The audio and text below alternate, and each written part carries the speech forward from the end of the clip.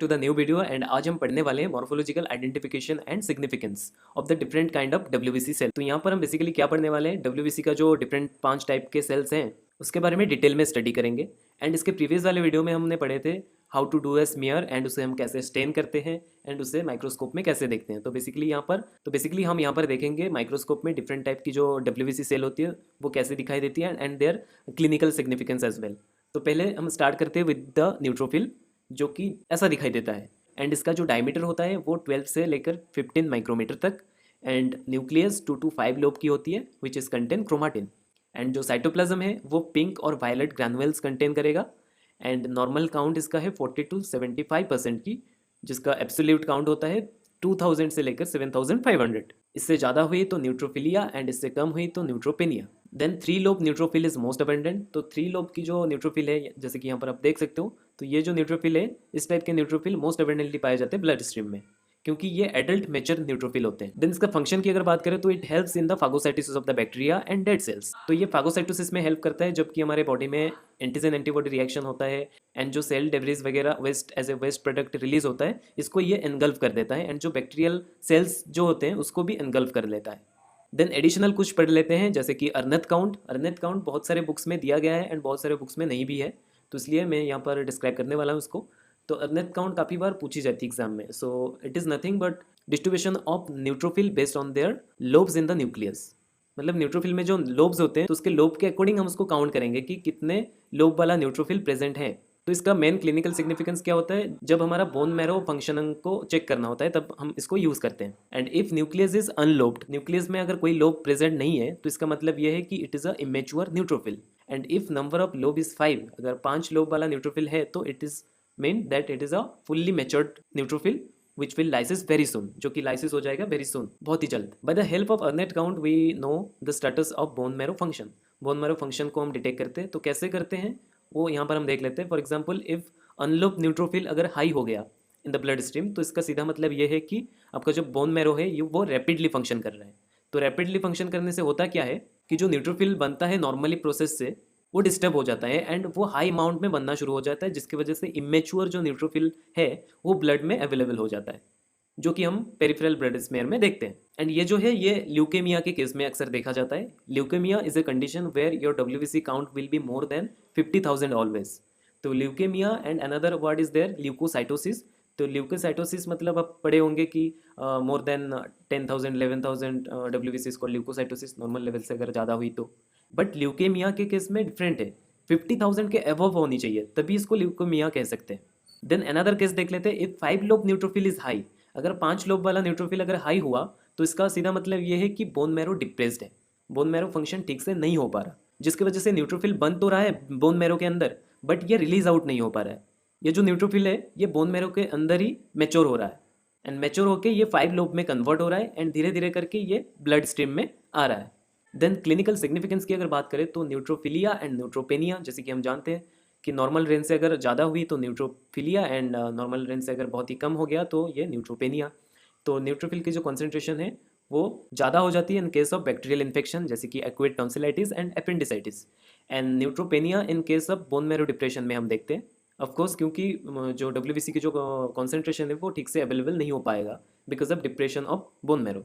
Then lymphocyte की अगर बात करें तो it is of 2 type, small and large lymphocyte. तो स्मॉल लिम्फोसाइट की जो साइज होती है यूजुअली 9 to 12 माइक्रोमीटर की एंड लार्ज लिम्फोसाइट की होती है 12 to 16 माइक्रोमीटर की। एंड जो इसका न्यूक्लियस होता है लार्ज न्यूक्लियस होता है जो कि राउंड होता है एंड ऑलमोस्ट पूरे के पूरे सेल को कवर कर लेता है। एंड साइटोप्लाज्म जो है इसका पेरिफेरल रिम फॉर्म करता है, ये जो है रिम लाइक स्ट्रक्चर फॉर्म करता है एंड इसमें ग्रैनुअल्स नहीं होता है क्योंकि ये ग्रैनुलोसाइट के टाइप होते हैं ना। एंड नॉर्मल जो परसेंटेज है ये 20 से लेकर 40% तक होती है, जिसका एब्सोल्यूट काउंट होता है 1500 से लेकर 4000। देन इसका फंक्शन क्या होता है, it involve in the cell mediated और humoral response of the immunity. तो इम्यूनिटी में ये बहुत ही रोल प्ले करता है। इसमें एक अलग ही टॉपिक आ जाएगा अगर इसके बारे में हम डिस्कस करेंगे, इसको हम बाद में पढ़ेंगे, ये इतना भी इंपॉर्टेंट नहीं है इसमें।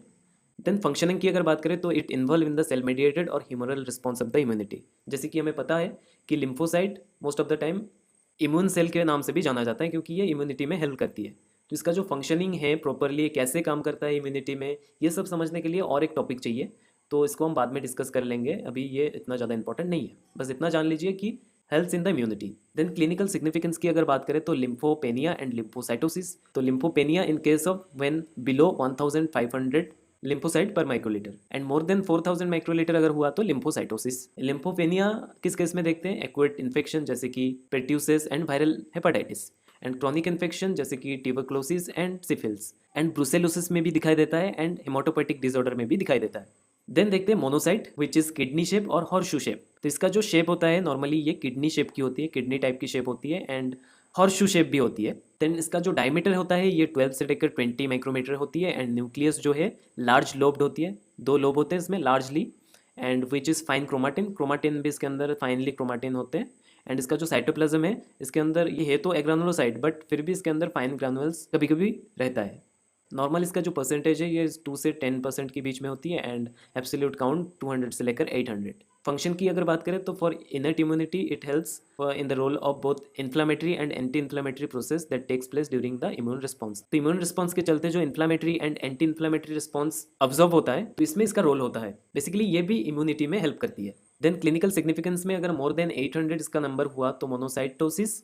तो मोनोसाइटोसिस कहाँ दिखाई देता है? ट्यूबरक्लोसिस में, सिफिल्स में, like in bacterial infection, and protozoal infection जैसे कि malaria, kala-azar, and haematopoietic disorder जैसे कि monocytic leukaemia and Hodgkin disease and multiple myeloma, and cancer की केस में भी हम इसको हाई देख सकते हैं। मोनोसाइट की कॉन्सेंट्रेशन हाई होगी in the case of cancer. ये एक इंपॉर्टेंट क्वेश्चन हो सकती है एग्जाम पॉइंट ऑफ व्यू से। Then eosinophil. स्नोफिल क्या होता है? ये स्पेक्टेकल और गॉगल शेप की होती है। इसका जो शेप है ये देखिए एक ग्लास की शेप की होती है, तो इसलिए इसको स्पेक्टेकल शेप सेल भी कहते हैं। एंड इसका जो डायमीटर है ये 12 से 15 माइक्रोमीटर की होती है, एंड न्यूक्लियस इसका बाइलोब्ड की होती है, 2 लोब इसमें प्रेजेंट है, एंड क्लॉम्ड क्रोमाटिन होती है इसमें। एंड इसका जो साइटोप्लाज्म है ये कोर्स क्रोमाटिन रेड ग्रानुअल्स होती है क्योंकि ये ग्रानुलोसाइट ही है। एंड इसका जो नॉर्मल रेंज है 1 से लेकर 6% तक, जिसका एब्सोल्यूट काउंट होगा 40 से 400। एंड इसका फंक्शन अगर देख ले तो detoxification of histamine release during the allergic reaction from WBC immune response. तो इम्यून रिस्पॉन्स के चलते जो एस्टामाइन रिलीज होता है फ्रॉम द डब्ल्यूबीसी तो इसको ये डिटॉक्सिफाई कर देता है। And another function is their engulf antigen antibody complex so increases during allergies. तो एलर्जीज के वक्त जो एंटीजन एंटीबॉडी रिएक्शन होता है बॉडी में तो इसको भी ये एंटीजन एंटीबॉडी कॉम्प्लेक्स को ये इनगल्फ कर लेता है, एंड हेंस एलर्जिक रिएक्शन के केस में ये हाई हो जाता है। And also act as a larvicidals. Larvicidals मतलब kill larval stage of parasite जैसे कि mosquito. So in case of parasitic infection it count is high.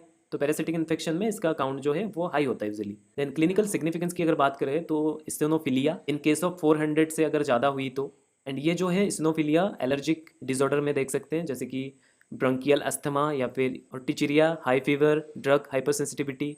Then parasitic infection जैसे कि round worm, hook worm and tape worm, and skin diseases जैसे कि pulmonary diseases and haematopoietic diseases. Then eosinopenia कब दिखाई देता है? In case of steroid patient.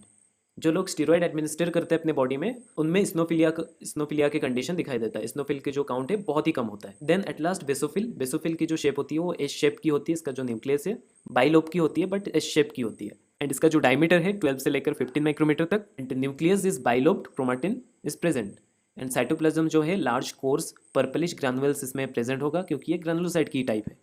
And normal range इसका जो है 0 से लेकर 1% सबसे कम, एंड एब्सोल्यूट काउंट इज 10 से लेकर 100 तक। तो इसका जो नॉर्मल फंक्शन है it releases histamine and heparin. तो ये जनरली जो हम पढ़े थे डब्ल्यूबीसी हिस्टामाइन रिलीज करता है, तो this is the cell which is releasing histamine. तो हिस्टामाइन क्या होता है कि फॉर एग्जांपल आप नोटिस किए होंगे, अब जब रनिंग नोज से सफरिंग होंगे तो तभी देखेंगे कि हिस्टामाइन की कॉन्सेंट्रेशन बहुत ज़्यादा होगी इन द बॉडी। तो क्या होता है कि हिस्टामाइन जब हाई हो जाता है बॉडी में तो ये डिफरेंट ऑर्गन में डिफरेंट एक्शन दिखाता है। जैसे कि आपके रनिंग नोज है तो इसका रीज़न क्या है कि हिस्टामाइन ब्रंकियल पाथवे है, नेजल कैविटी है, इसको ये रिलैक्स एंड स्टिमुलेट कर देता है जिसकी वजह से आपको रनिंग नोज फील होता है, and also it releases heparin. Then basophilia is the condition where the basophil count is more than 100। तो ये कब ऑब्जर्व होता है? In case of chronic myeloid leukaemia. ये क्यूकेमिया लिख दिया मैंने तो इसको थोड़ा रेक्टिफाई कर लेना, CML मतलब क्रोनिक माइलॉइड ल्यूकेमिया, एंड मैक्सिडिमा में देखा जाता है, क्रोनिक नाजल इन्फेक्शन में भी देखा जाता है।